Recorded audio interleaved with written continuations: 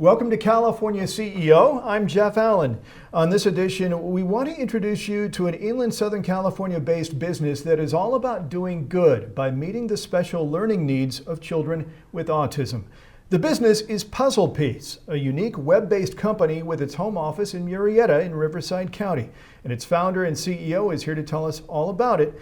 And his name is Steve Espinosa, and his resume is remarkable. In fact, he's been honored by both Forbes and Inc. magazine for his accomplishments as an entrepreneur.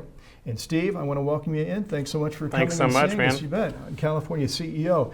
And we appreciate your time because we know that really you're kind of putting all of your efforts right now into Puzzle Piece. It's a young company.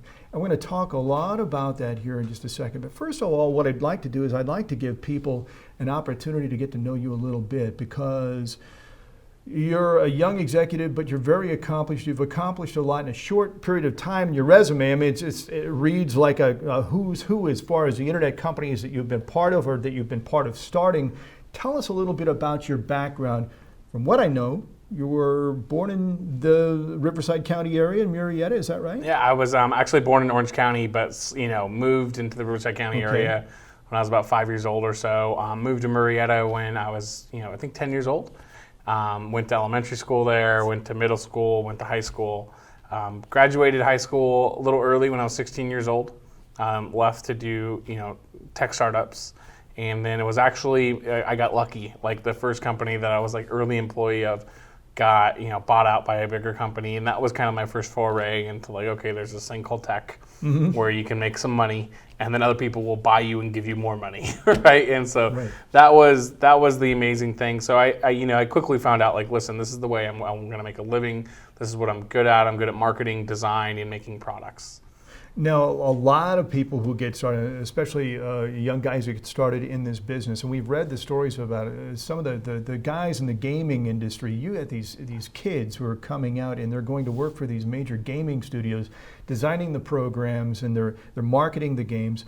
Did you get started actually in kind of play with an interest in video games? Is that how your interest got started, or were you just kind of a computer geek? Or I guess I was a computer geek, right? I got started doing web design. I ran a fake ID business in high school. Like I was just really good at I was just really good at design.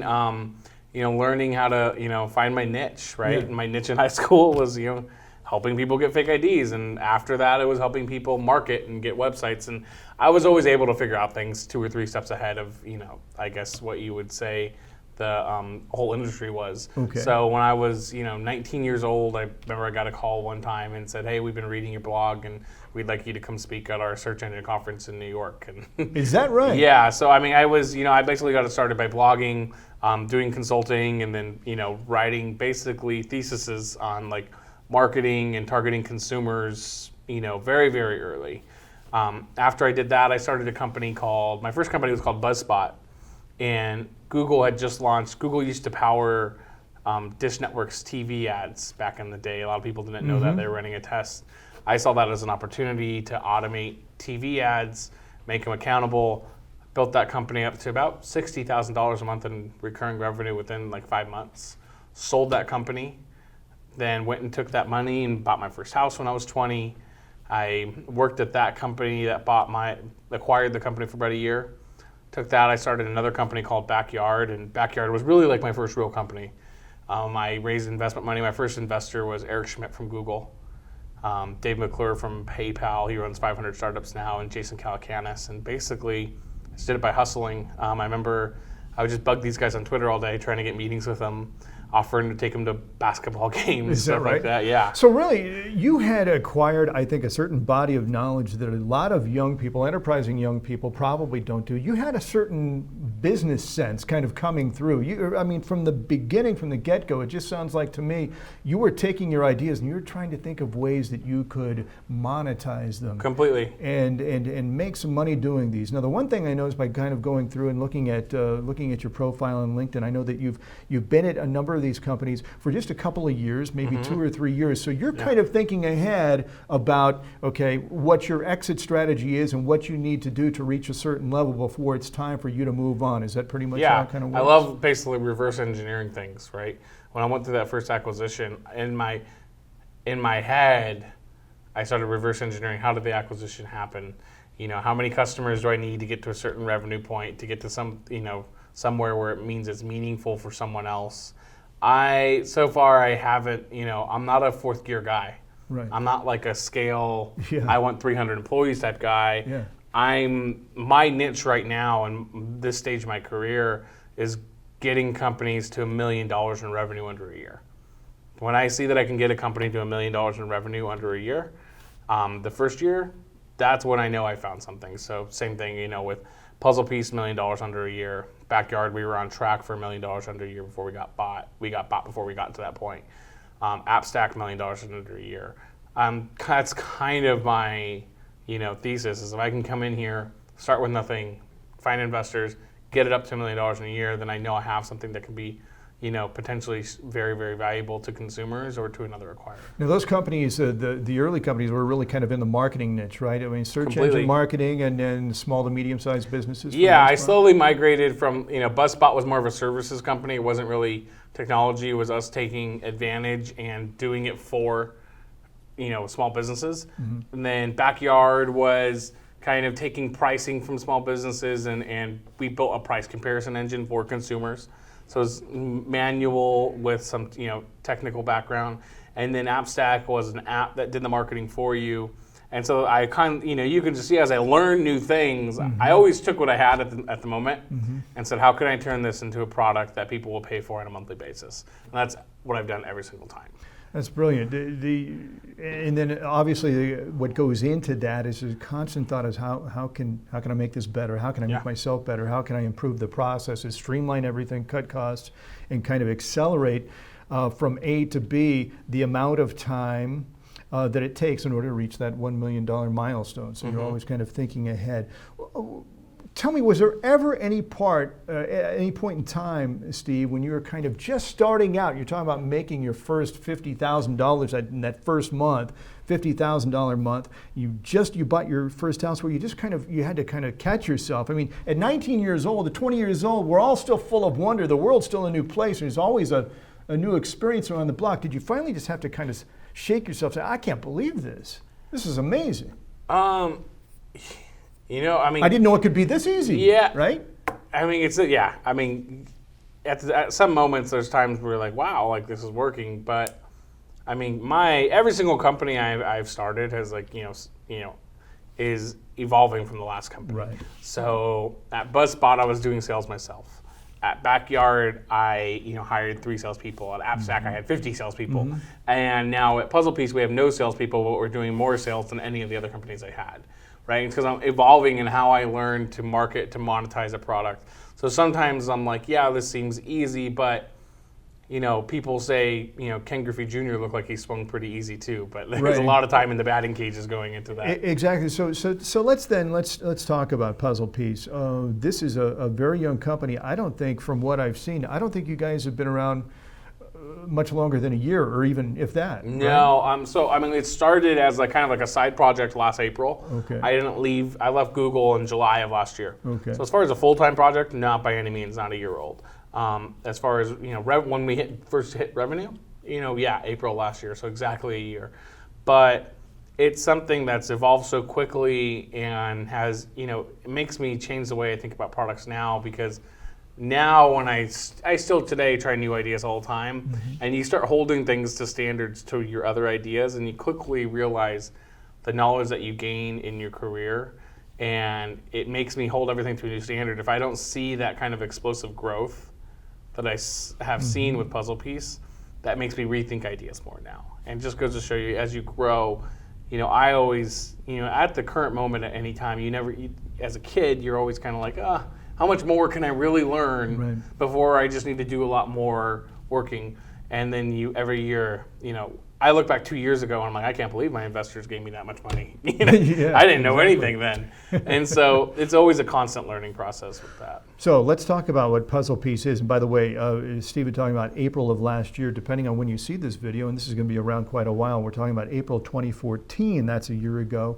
And Steve, let's talk a little bit about what Puzzle Piece is. This is really an amazing product, and you have kind of gone off in a little bit different direction from your businesses in the past. Let's talk about what Puzzle Piece is and what you do. So it's quite simple.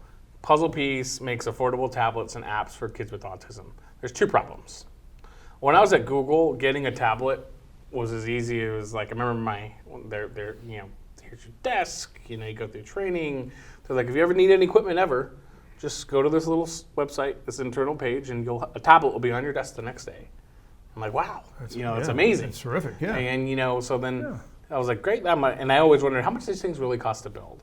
And then I was playing basketball with the Android team, and we were kind of all playing, and I asked them, hey guys, how much, teach me a couple things. What does it really cost to build these things? And I started realizing it's the individual components that make these things expensive. It's the HD screens, the 5 megapixel cameras, the 5-day battery life that drives the consumer price up. And for me, having experience in other consulting contracts about how kids with autism think and react with technology and what their needs are, it's almost counterintuitive to what consumers' needs are. Kids with autism don't need HD screens. They don't need 5 megapixel cameras. They just need really good processors and intuitive software. So when you strip all that down, fast forward to where we are at Puzzle Piece today, we sell 9-inch Android tablets, but still with front and rear facing cameras for $10. Wow. And so we're able to make hardware ubiquitous for any family in need that has a kid with special needs, and those are really the families that need this type of price. And then you flip it over and you look at the software, there's just not a lot of software out there. And the reason there's not a lot of software out there is because of the hardware problem. If you're an engineer or you're an app maker looking to build something for kids with autism, and they can't even afford the hardware to buy your software, you have a whole problem where it's like, screw it, I'm just going to go make an Angry Birds clone. Right? And then that's what happens in the industry right now. And so what I said is, I'm going to solve both those problems. So if you go to getpuzzlepiece.com, within the matter of 30 seconds, you can select your tablet, add a case for free, blue, pink, or green, and for $10 you get a tablet, and for $30 a month you get access to over 200 apps made specifically for kids with autism. And those families can cancel at any time. And we add 20 new apps a month, and 95% of our customers every single month choose to renew their monthly subscription. That's fascinating. It's absolutely unbelievable. So a tablet for $10 a month. How do the parents, when they purchase these, how do they qualify? What's the process there? It's honor system. Okay. So there's definitely times when we get people who order and they cancel the day after they receive the tablet. So we know there is some gaming going on there, but I'm a big believer in if you put it out there and you really tell people, listen, this is for special needs kids. If you need a regular tablet, please go somewhere else.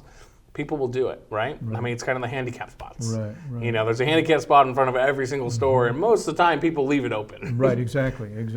Well, Steve, you're really breaking the code, man, and you're just setting the bar very, very high for other companies to follow. It really is quite amazing.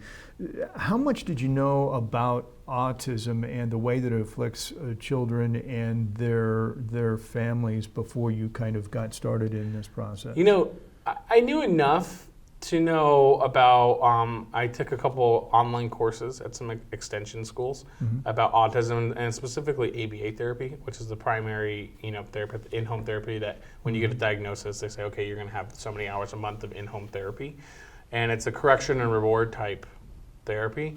And what that allowed me to do is, I'm an analytical mind, and that type of therapy is very analytical and data-based. So it allowed me very quickly just to kind of, I can pick something up, I can throw some stuff together. And I actually have, part owner in some autism centers now in Temecula and Oceanside. And what I'm able to do is really talk to therapists now. But when I started, that's what got me, focused on, let's see a little bit more, let's see where this is going. And now the fact that I can actually dive into with my software, it's one of those things where it's I knew a little bit, but now that I'm actually in the technology in the space, you dive in more, and that happens with everything. At the time when we took our first orders, we didn't even have our tablets made. We were like, is this a good idea? Wow, yeah. Right? And I woke up the next morning, we had 50 orders. And so it's one of those things where I stress to everybody. It's I knew a little bit about every business I did. Yes. And then I just like, try it, why not? And then you'll find out, if you're a good entrepreneur, you'll figure it out as you're going. So let me take just a step back for a second. Steve, I mean, you very successful building these businesses and then selling them off, or being part of businesses that were purchased outright, building their sales up, doing incredible numbers for these marketing-based companies, web-based marketing, working with small and medium-sized businesses, and then you decide to do this. I mean, do you remember the day when it all of a sudden hit you, this is kind of something that I want to do? What was it that inspired you one day to start pursuing this? The day I found out like you can, make as much money as you want. And that's really just business in general, which is like, if I really just wanted like make six-figure jobs, make $200 a year, I would have been a lawyer, right? I would have been, working at McKinsey right now. Right. But the day someone told me like you can make as much as you want and it's completely determined by you, which is when I start seeing, if you want sales, hustle and get sales. If you want that house, build a business that someone finds valuable and buy that house. So it's hard work. There's no magic bullet. But what was it though about the idea for Puzzle Piece and making tablets for kids with autism that was really kind of going away from what you had been doing in the past? I mean, I suppose you could probably argue that there are some similarities with regard to the technology aspects of it. But what was it that one day you woke up and you just kind of felt inspired to start to take your professional life in this direction and start this particular company? So my son early on had childhood apraxia. So he had to go to speech therapy, which affects a lot of kids with autism. 25% of kids are nonverbal who are diagnosed with autism. And then also, I've had family members affected by it. But once you start diving into it, and I think anybody from like a human standpoint, once you start realizing how underserved the market is, you almost feel like if I can help, I'm going to help. Right? Yeah. And so I don't think there was a big aha moment. It was a lot of me saying, listen, I see this niche that I happen to be good at, and I see this market that's completely underserved that would, accept this product with open arms. And so when you put two and two together, it doesn't take a genius to be like, okay, this is what I'm going to do next, right?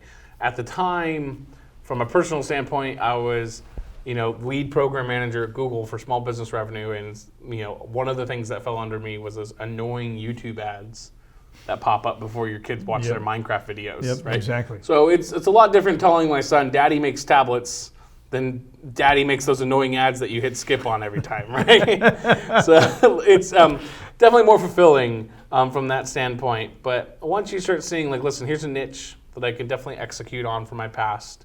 And then here's also somewhere where we can do a lot of good for kids, right? And part of it, I remember when I had my first son, he was the one who had the speech problem, and it, just kind of killed me a little bit, knowing, okay, he has a problem, he's going to be okay, but he has to go to therapy. Hurt me a little bit, and I can't imagine what parents go through when they receive a much worse diagnosis, which is they're on the spectrum, right? My son was able to go to speech therapy 2 years, and now you can't tell. Them, it's a lifelong battle, and a lot of them. It's great for us here in California. It's great if you live in New York. But when you look at, there's a thing called BCBAs, Board Certified Behavioral Analysts. And they're all across the country. And those are the only people who can really supervise the type of therapy that you need if you have a diagnosis. There's like 6 of them in Iowa.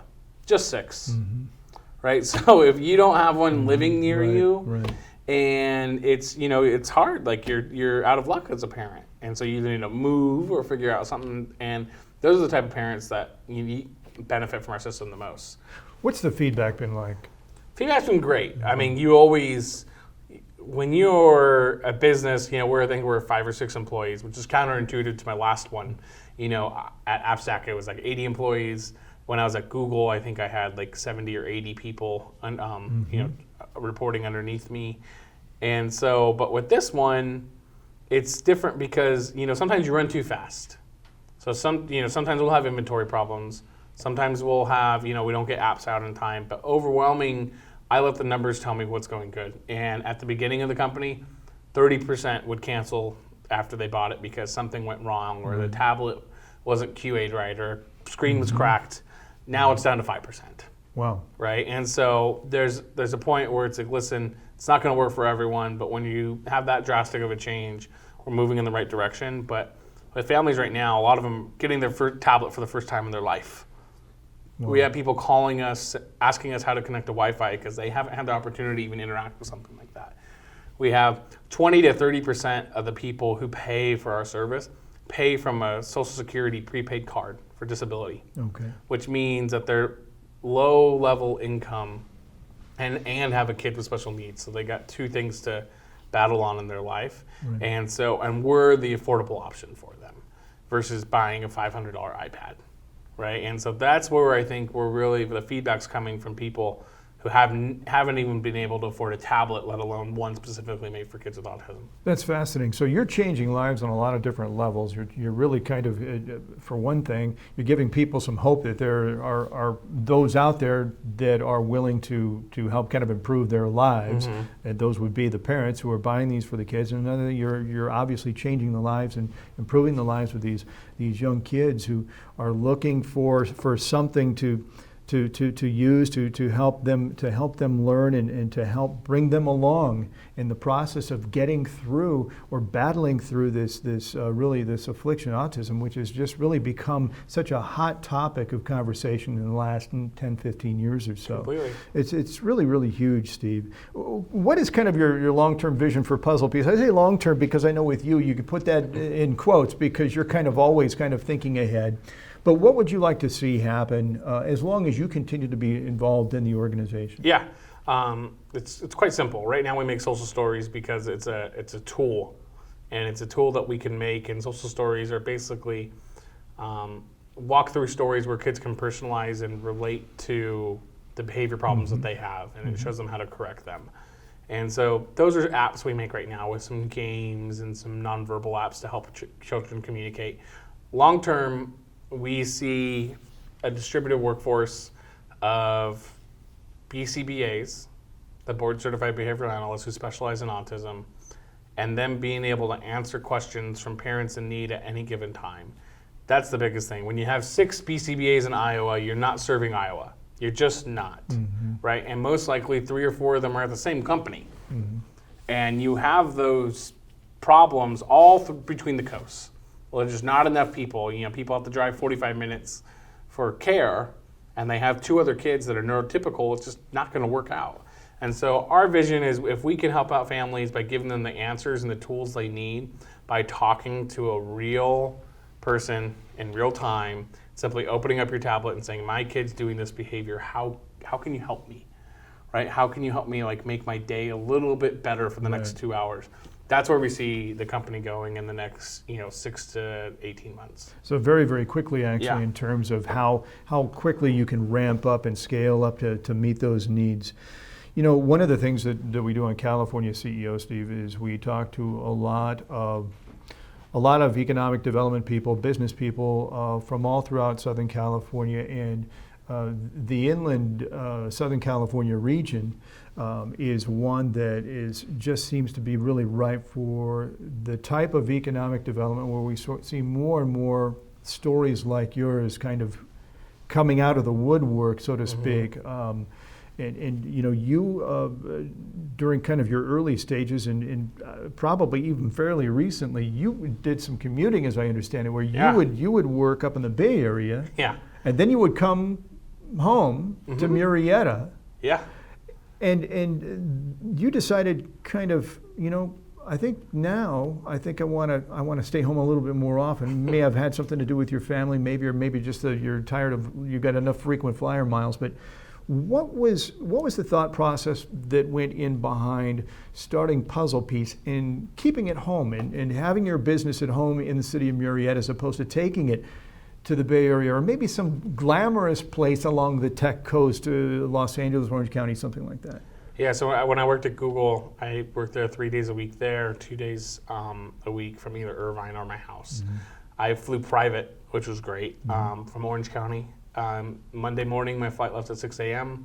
and it left at 7 o'clock that night back home.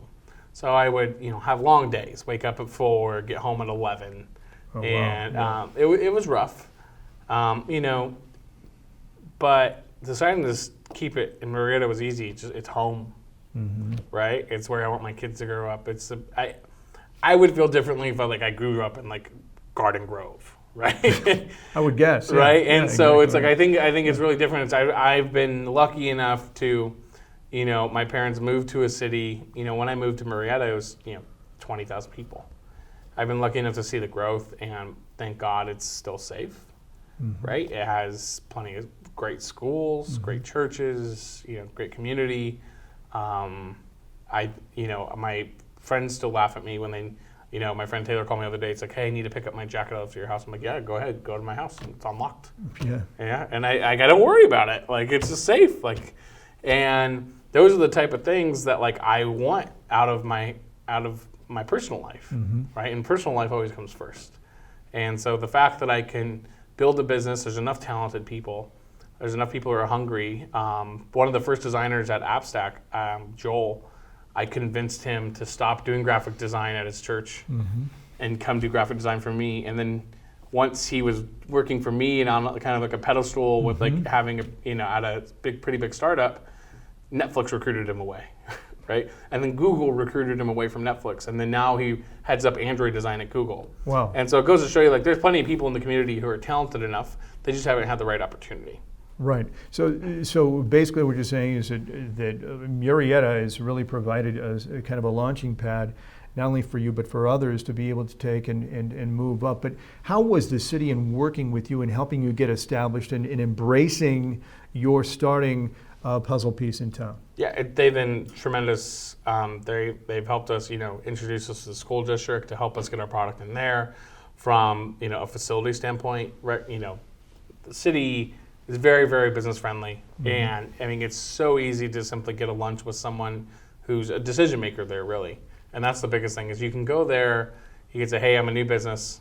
I need a little bit of help. Can you point me in the right direction? And they will absolutely do so. They'll say, hey, listen, we know there's new buildings up for rent over here. There's these type of people you need to talk to. We even had them help us set up a venue to attract investors. Right, and they found all high net worth people. They put the thing up. They sponsored it, right? They found a sponsor for appetizers, and those are the type of things where it's like, don't be afraid to ask, right? Because you wouldn't think that a city would help you put on an event like that, and then also like host the venue, find a sponsor for food. But they're all about economic growth, and if you do that for them and reward them with new employees, they'll keep doing it for you because they just simply want more jobs. So people like me don't have to commute to make a good living. And it's a great point that you bring up. And the nice thing is that the city seems to be kind of replicating this with other companies too. It's becoming kind of the hook or the magnet for high-tech startups and so forth. Completely, yeah. So I just started we're raising a pretty large investment fund. And we have, we're partners with Eric Schmidt in the investment fund, and we're basing it in Marietta. And so as long as they're business friendly, believe me, and I'm the first person who is critical to governments that aren't business friendly, they are amazing and they will do anything they can to help you. And it's such an expedient process to find business friendly. They have stuff for health tech, they have stuff for manufacturing, they have stuff for retail. And so it's completely on par with where I would want a city to be as far as being business friendly, as far as not just from regulation, but from helping you actually get established. And it's a young city, and there's a lot of room, there's a lot of places to spread out down there and call home in Marietta and start up. And so it's great news, encouraging words. Steve, what's next for you? What are we talking about here? I mean, Puzzle Piece is still new, so there's a lot of work there that you have to do, and we understand that. But what do you see for yourself here in the next 5-10 years? I have no idea. I mean, I don't even know if I've been working 10 years. So. But in the next 5, I mean, hopefully, Puzzle Piece is a great success. And then we also, I either, innovate on something here or, I own a baseball team. So that's the ultimate goal. Who do you follow? What team do you follow? Oh, White Sox. Chicago. Yeah, okay. All day. There you go, from the south side. Very good. Well, Steve Espinosa, it's been a pleasure. What if someone is interested in finding out more about Puzzle Piece, or they have somebody who would probably be interested in learning about these tablets and apps, what should they do? just simply go to getpuzzlepiece.com. You can order a tablet, or there's a phone number you can call, or there's online chat support on there all day. Very good. Steve Espinosa, thank you so much. Thank you so much, man. Enjoyed having you. That's Steve Espinosa. And that's all the time we've got for California CEO. I want to thank him for joining us. Steve Espinosa, once again, getpuzzlepiece.com. It's the founder and CEO of PuzzlePiece, a young company up and coming. And we're going to hear more from Steve, I'm certain, and the folks at PuzzlePiece here in the months and years to come. Now, for more information on his company, I encourage you to check out getpuzzlepiece.com. And please share that web address with anyone that you know who may have children who could benefit from the use of these specially designed tablets and apps. If you'd like to join us here in studio to tell your business story or to talk about what your community is doing to grow business and economic opportunities in your area, visit us at californiaceo.net and complete the form on the Contact Us page, or simply give us a call at 951-697-3098 to let us know that you'd like to tell your story. I'm Jeff Allen. Thanks again for watching California CEO.